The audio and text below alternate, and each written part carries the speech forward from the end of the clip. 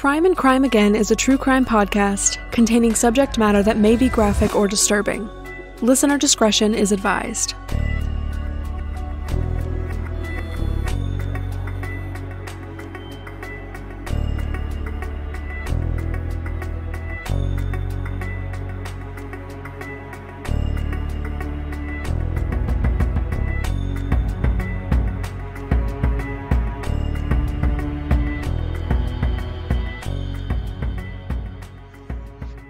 Hi everybody, it's Helen. I'm a writer and I'm also the founder of the Planet Grief blog. Born on August 22, 1964, Helen Elizabeth Bailey grew up in Pontland, a village of about 10,000 people in northeast England. After graduating secondary school, which is what we know as high school in the United States, Helen went on to attend Thames Polytechnic in London, where she earned a degree in physiology. Originally, Helen aspired to work in the field of forensic science, which is what led her to a job conducting postgraduate research at a teaching hospital. But Helen ultimately changed career paths and found herself working in the media industry. She worked on licensing and marketing campaigns for some franchises you may be familiar with, such as Garfield, Rugrats, and even Nintendo. In 1987, Helen started working as a secretary for PSL, a licensing rights company. It was there that she met the head of the company, John Sinfield. Within a couple of years of meeting John, he and Helen started a relationship, and in 1996, they got married. By all accounts, Helen's marriage with John was happy and fulfilling. Throughout her life, Helen always had a keen interest in writing. As a teenager, she kept diaries and would fill page after page with the musings and tribulations of high school. Although her day job was in the media industry, Helen eventually began her journey as an author. In 2004, Helen published her first children's book, which would become the first in the Felicity Wishes series. In 2005, Helen published Topaz Takes a Chance, a chapter book for young girls. The second book, Topaz Steals the Show, was published in 2007.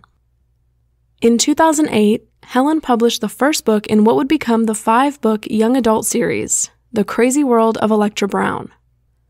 The Electra Brown series became rather popular among teen girls in the UK, and these books really propelled Helen's career as an author. Between 2010 and 2011, Helen published 2 more young adult books, titled Running in Heels and Knowing Me, Knowing You. As an avid reader and aspiring author myself, I'm always fascinated by how authors got started, so I thought that was some interesting information to throw out there. In February 2011, after 15 years of marriage, Helen and John traveled to Barbados for vacation. One morning, while Helen was enjoying the beach, John decided to go for a swim in the ocean, against Helen's advice. Tragically, John was caught in a riptide and ultimately drowned. As Helen herself put it, she was a wife at breakfast, but a widow by lunch. Shrouded in shock and grief, Helen found it tremendously difficult to sit down and write as she usually did. She was accustomed to spending much of her time at her keyboard, writing thousands of words and meeting deadlines for her projects. But she found herself frozen, unable to put any of her thoughts into words. But in June 2011, 4 months after the death of her husband, Helen had an idea. She pondered whether she could channel her grief and reignite her passion for writing by blogging. And so, the Planet Grief blog was born. Hi everybody, it's Helen. I'm a writer and I'm also the founder of the Planet Grief blog. And this was a blog that I started in June 2011, which was about 4 months after my husband drowned at the end of February 2011. And when I started the blog, I didn't have any ideas about having pretty pictures or fabulous fonts. I just wanted to write. I just wanted to get out there. And it was never originally intended for anybody other than myself and then 2 or 3 other widows. And it snowballed to reach tens of thousands of people. Helen posted blogs on Planet Grief, detailing her experiences in bereavement. She made particular note of navigating the seemingly menial tasks that become heart-wrenching or even impossible to do after losing your partner, such as buying a singular egg at the grocery store or having to take the trash out by yourself each night. Planet Grief evolved into something much bigger than Helen ever anticipated. The blog was the foundation of a community, people all over the world coming together to express their grief and find support and friendship with others who had been through the very same thing. Along with the Planet Grief blog, Helen also turned to other forms of social media to share her experiences and find community with others who had lost loved ones. While browsing a bereavement group on Facebook, Helen came across a profile of a man who she could have sworn she'd met before. After racking her brain, she came to the conclusion that they hadn't met before, but she wanted to know him. When she and the man started talking and getting to know each other, she started referring to him in her Planet Grief blogs as her gorgeous gray-haired widower. The man's real name was Ian Stewart, at the time a 51-year-old widower who had lost his wife in June 2010. He and his wife had been married for 24 years and had 2 teenage sons. After her death, he, much like Helen had done, turned to social media to find ways to cope with his grief. Ian's wife, Diane Stewart, had died after having what was described as an epileptic seizure. Her death rocked all of her family and friends, who were all confused by the news that she had died as a result of a medical complication. As far as they knew, Diane was perfectly healthy. Ian, on the other hand, suffered from a condition called myasthenia gravis, an autoimmune disease that weakens the muscles and causes rapid and chronic fatigue. The condition can negatively affect mobility, and in some cases can cause impaired speech or difficulty swallowing. Ian had previously worked as a software engineer, but after the onset of his condition, he was rendered unable to work steadily. However, the company Ian had worked for had a policy in place that would allow employees who suffered from medical conditions to continue receiving monthly income, despite not being able to work any longer. Helen and Ian only talked online for a few months, until they officially met in person in late 2011, a few months after Helen lost her husband. They met in a rather unconventional and, truthfully, unsettling way. After communicating online for a few months, Ian took it upon himself to find out where Helen lived, and one day, he showed up at her house unannounced.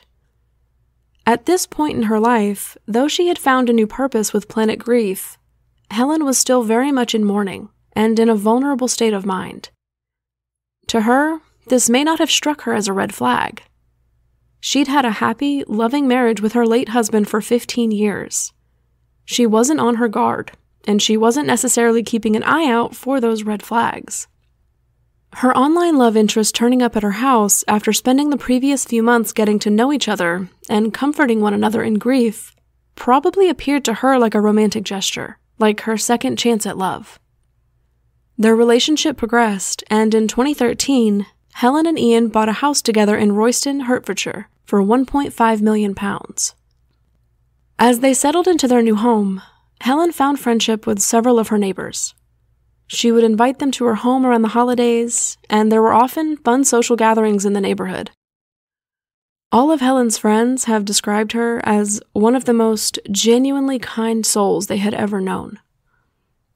Friend and neighbor Mavis Drake said, quote, "She made us all feel special. She had that effect on us," end quote. Another friend, Margaret Holson, said of Helen, quote, "She was the person who actually got all the neighbors together because she invited everybody around at Christmas. She was lovely," end quote. At some point, Helen and Ian got engaged, and Helen started brainstorming wedding plans, searching online for venues. According to some of her friends, however, Ian seemed detached from the idea and never appeared to get involved in wedding conversation. Sometime in 2014, Helen asked her dear friend and neighbor, Mavis Drake, to be a witness to her new will, which came as a bit of a surprise to Mavis, partially because she had no idea how wealthy Helen actually was. Helen's original will left her entire estate to her family, and there didn't appear to be any sign of contention or ill will between Helen and her relatives. According to Mavis, Helen was only putting this new will in place temporarily, as she was undecided about who to leave her estate to now that she was in a serious relationship and likely getting remarried. This new, temporary will left the entirety of Helen's £3 million estate to Ian Stewart. Helen also decided to take out a £1.2 million life insurance policy on herself. Because of Ian's condition and inability to work, she wanted to ensure that if anything ever happened to her, Ian would be taken care of. After losing her husband so unexpectedly, and Ian experiencing the same unexpected loss of his first wife, Helen was likely more aware than others might typically be about the possibility of sudden death. In 2015, Helen published her Planet Grief blog as her first nonfiction book for adults, titled When Bad Things Happen in Good Bikinis.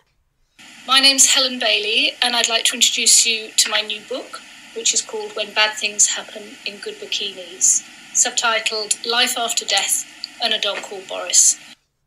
The book is based on my blog, Planet Grief, which I started after my husband drowned whilst we were on holiday in Barbados in February 2011. And if you think it's going to be just another misery memoir, a miserable misery memoir, well, some of it is miserable, but some of it is actually very funny, even though I didn't realise it would be at the time. So although I do cry when I take the wheelie bins out or become hysterical buying a single Scotch egg, I also tell you about bereavement therapists who were crazier than I was, going to parties on my own, enduring Christmas, and eventually dating. In the first chapter of the book, Helen writes, quote, "I've always loved writing. Throughout my childhood and teenage years, I kept a diary, wrote stories and poems for magazines, and entered writing competitions. I never yearned to become a writer because there was never any doubt in my mind that I wouldn't be. Quite how I ended up doing science to degree level and beyond is still a mystery. After a short and rather wretched spell in academia, where I experimented on ferrets, a strange choice of research project for someone who sobs when she sees a one-legged pigeon, I stumbled into advertising and marketing.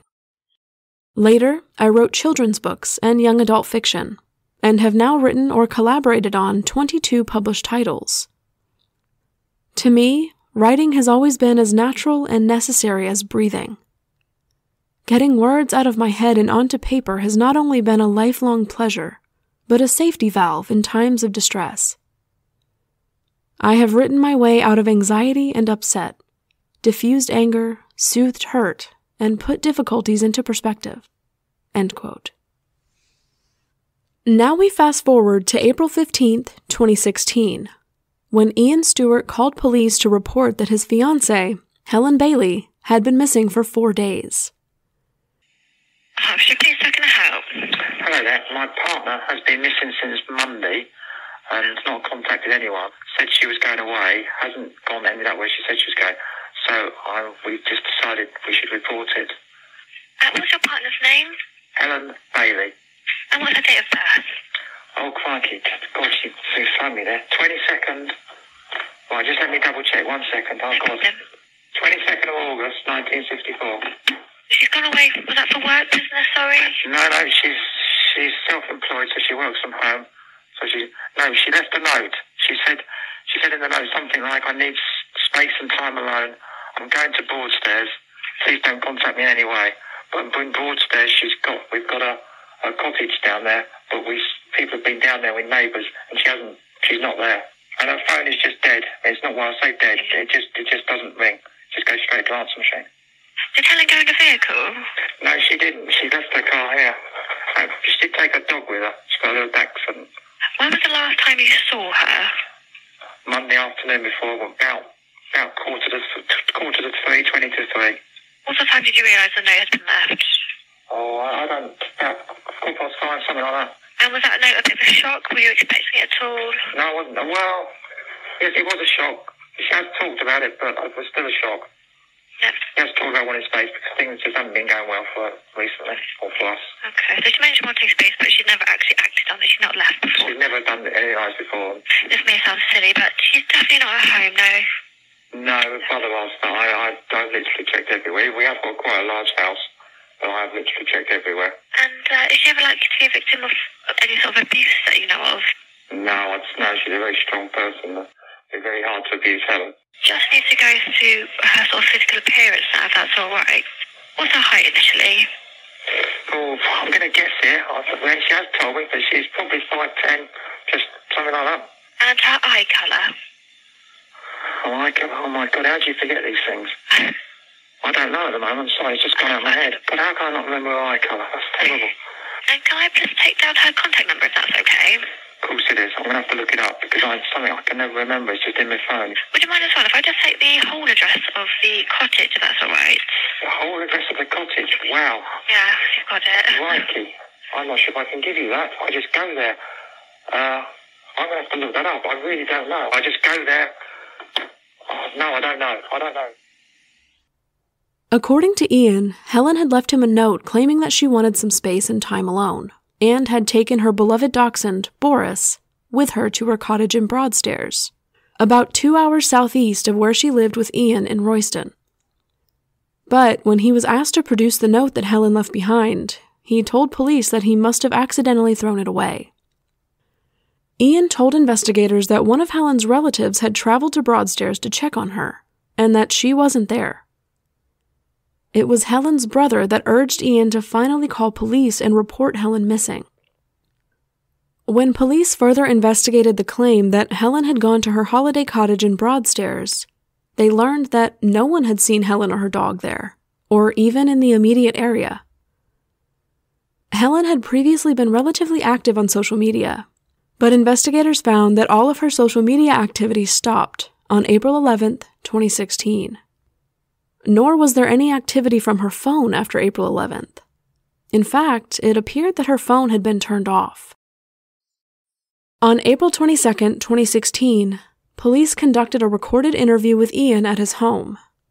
During the interview, Ian claimed that he had little memory of his activities on the day Helen disappeared, but said he vaguely remembered Helen waving goodbye to him when she left. When police investigated Helen's personal computer, they discovered that Helen had recently been feeling strange and unwell. Some of her internet searches were questions like, "Why am I feeling so tired?" and "Why do I keep falling asleep?" As it turned out, in early 2016, Helen had started telling family and friends that she'd been feeling oddly tired and fatigued. It startled her because she had always been in good health. Upon further investigation, police learned that Ian seemed to have the opposite problem. In January 2016, just 3 months before Helen disappeared, Ian visited a doctor complaining of insomnia. He was prescribed a sleep aid called Zopiclone. Police then decided to investigate Helen and Ian's finances. It was then that they learned of a monthly deposit Helen had scheduled. A designated amount of £600 was deposited each month from Helen's personal bank account into the joint account that she shared with Ian. Investigators discovered that on April 11th, 2016, the day that Ian claimed Helen disappeared, that monthly deposit was increased from £600 to £4,000. When police asked Ian to allow them to examine his phone, he told them that he didn't know where it went. On May 4th, 2016, investigators conducted a second recorded interview with Ian at his home. After this, police requested to more thoroughly search the property, but Ian refused. Soon after that second interview, Ian left the country on a 2-week vacation to Spain that Helen had previously booked for the two of them. But Ian would not be escaping the cloud of suspicion for much longer. On July 11th, 2016, police made the decision to arrest Ian Stewart on suspicion of the murder of Helen Bailey. How are you? I'm Sergeant Dave Sharp, the Major Crime Team. Okay, I've got a warrant to search the address. Section 8, what they call Section 8 page warrant. Excuse me, listen to what the officer's got to say. Okay? I'm arresting you on suspicion of the murder of Helen Bailey. Are you joking? and of disposing her body in a manner likely to obstruct the coroner, and of theft of money of Helen Bailey. Okay, so you do not have to say anything, but it may harm your defence if you are mentioned in question from the later on in court. Anything you do say may be given evidence. Do you understand that? I guess so. Okay, alright, do you want to sit down? Yeah, why? Okay, well, we're going to speak to you at the police station, right? So what needs to happen, you need to probably get some clothes on, okay, and then you need to go to the police station, and these officers will transport you to the police station, and then you'll have a charge of the interview at the police station, okay? The next day, police again interviewed Ian and presented him with all of the evidence they had gathered that led to his arrest. The strange 999 call 4 days after she disappeared. The discrepancies and evasiveness in the information he provided to police. The odd changes made to Helen's bank account. You're the last person to see her alive. You wait 4 days to report her missing. You're vague about your movements on the 11th, at best. Vague.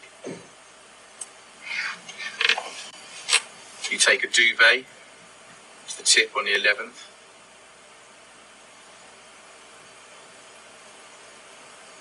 You don't report her missing for 4 days. The following day, you go to Broadstairs. I don't know why. Why did you go there? Did you see Helen on the 16th?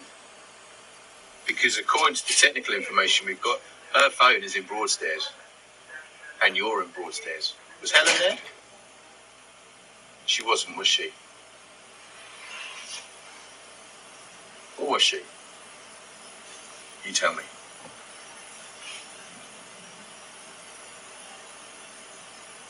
Did you kill Helen Bailey? Did you intend to kill her? Or was this an accident? What happened?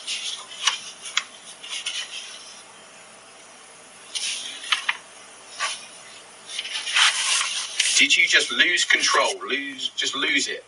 Some big argument and you killed her. And you've been covering up ever since. Because if that's what's happened, you need to tell us now. Because this could be your last opportunity to speak to the police about this. You are here on suspicion of murder. You need to tell us what happened. There is transactions where it clearly shows, from what I've seen, that you have taken money, or someone has taken money, which I believe to be you, from her account into your joint account, which you have obviously access to. Therefore, you've now got access to an extra £12,000.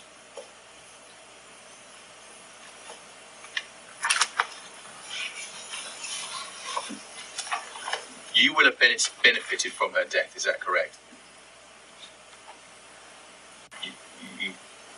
Why do you say that? Financially, you would have benefited from her death, would you not say? But within a couple of days, Ian had still not made a confession, and Helen's body had not been found. So police had no choice but to release Ian Stewart on bail. At that time, police had been focusing their search at Therfield Heath, a nature reserve in the countryside close to Helen's home in Royston. But still, searches turned up no sign or evidence of Helen or her dog Boris. Seeing the lack of progress in the search, Helen's close friend and neighbor, Mavis Drake, had a peculiar thought that she brought to the police. She asked investigators if they were aware of the well underneath the garage on Helen's property. It turned out that police were not aware of it at all.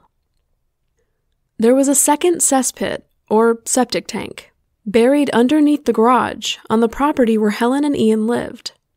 It could only be accessed by a trapdoor in the garage, which was exactly where Ian liked to park his car. With no other leads as to Helen's whereabouts, police decided to investigate further.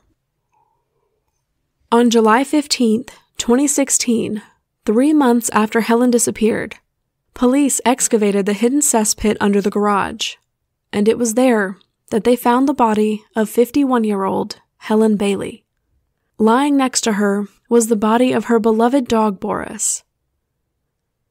Also in the well, investigators found trash bags, a pillowcase, and a dog toy.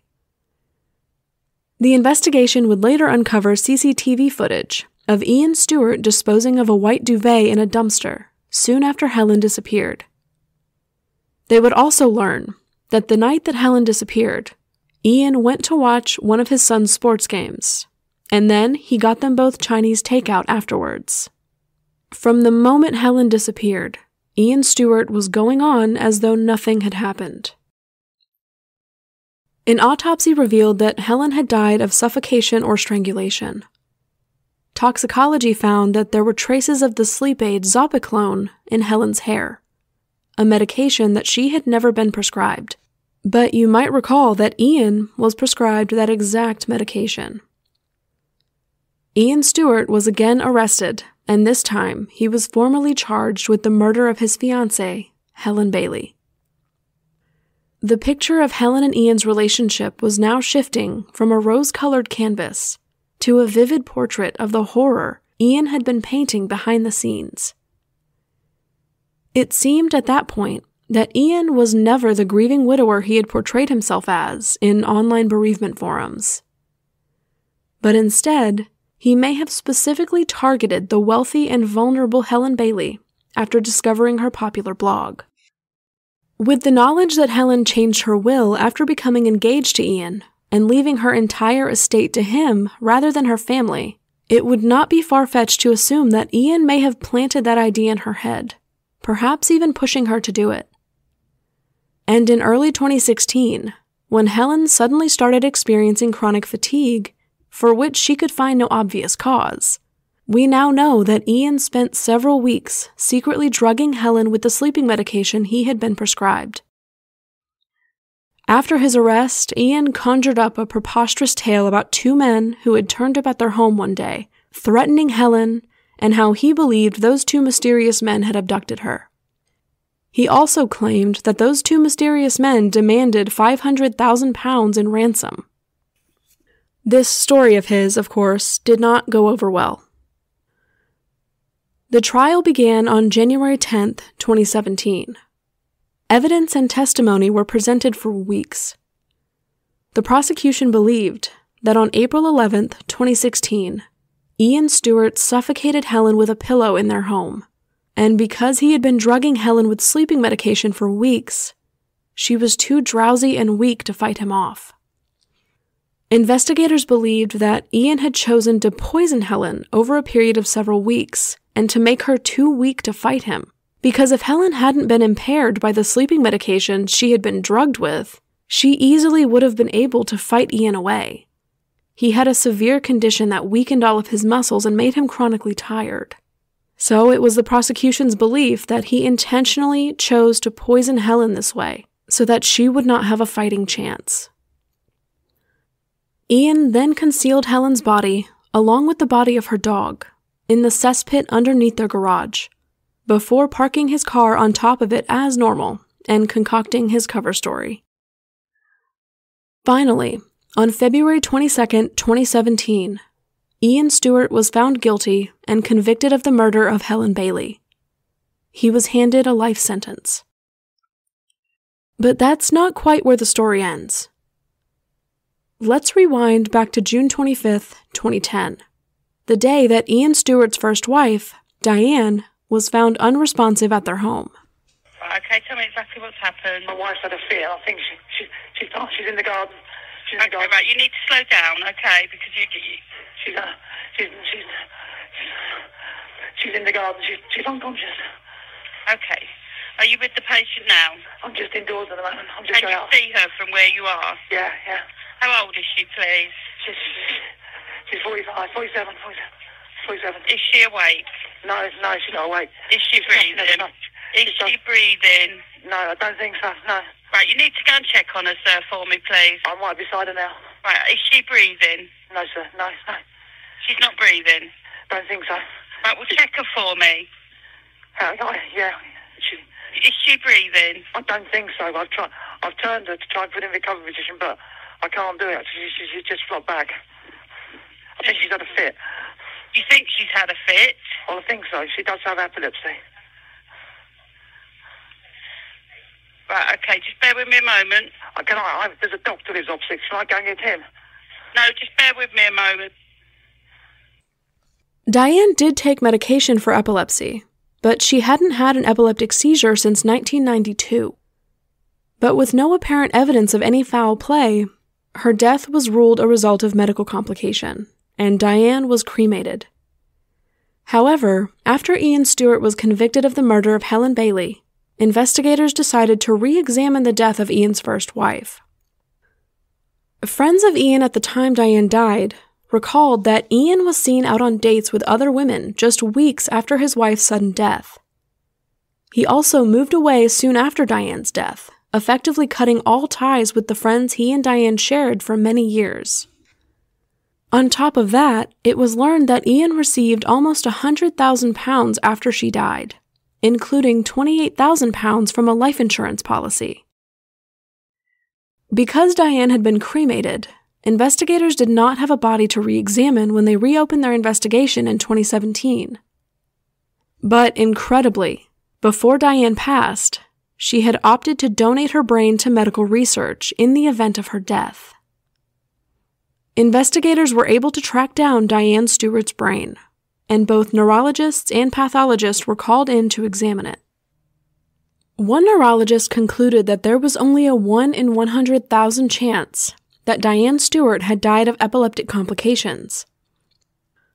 Neuropathologist Professor Safa Al-Siraj determined that Diane's brain had suffered a lack of oxygen prior to her death, for a period of 35 minutes to an hour. It was determined that Diane Stewart had died as a result of suffocation, the same manner in which Helen Bailey would die 6 years later. On August 21, 2018, police charged Ian Stewart with the murder of his first wife, Diane. The trial for Diane's murder was delayed, a large part of that because of the COVID-19 pandemic that hit in 2020. But on February 9, 2022, Ian Stewart was convicted of the murder of Diane Stewart and handed another life sentence. Helen's story can't be told without also remembering Diane Stewart. Diane attended Salford University, studying modern language. She went on to work several different jobs, some of which including DHL and kitchen range foods. At the time of her death, she worked as a school secretary. After Ian Stewart was convicted of Diane's murder, Diane's 2 sons shared a statement, saying, quote, "Our mom was amazing. All of the people we have spoken to and things we have heard since her death have only enhanced this feeling. We were privileged to have a wonderful, caring upbringing, and we were supported through all the activities and hobbies we undertook." End quote. Helen Bailey lived quite a life. She found success in her career, found love and fulfillment in her marriage, and found the courage to push forward in the midst of unfathomable tragedy. Though I brought you her story today because she experienced something horrific at the hands of someone she loved and trusted, her legacy is not about how she left this world. Helen's legacy is about how she lived. She will live on in the stories she created and shared with the world. And she should be remembered not because of what happened to her, but because in the face of crippling grief, she told her story with raw, witty honesty and brought comfort to people in every corner of the world who resonated with her heartache. To grieve is to mourn the loss of someone or something that we cared deeply about, whether that's because of death, divorce, or some other traumatic life event. If you're in that space right now, I really hope that the book brings you some comfort. But whatever your circumstances, I hope that you just have a very enjoyable read. All sources for this episode will be listed in the show notes. If you'd like to request a case for me to cover, you will also find a link to a case request form. I have officially launched the Patreon page, where for $5 a month, you can get access to all episodes ad-free, and coming soon, patrons will have access to a monthly bonus episode. Don't forget to check out the YouTube channel, where I've been uploading all of my episodes in video format.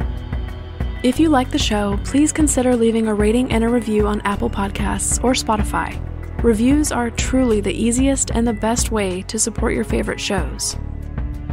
You can follow the podcast on Twitter @CrimeAgainPod, on Instagram @CrimeAgainPodcast, on Facebook, just search Crime and Crime Again Podcast, and on TikTok @CrimeAgainPodcast. Thank you so much for listening, and I'll see you in the next episode of Crime and Crime Again.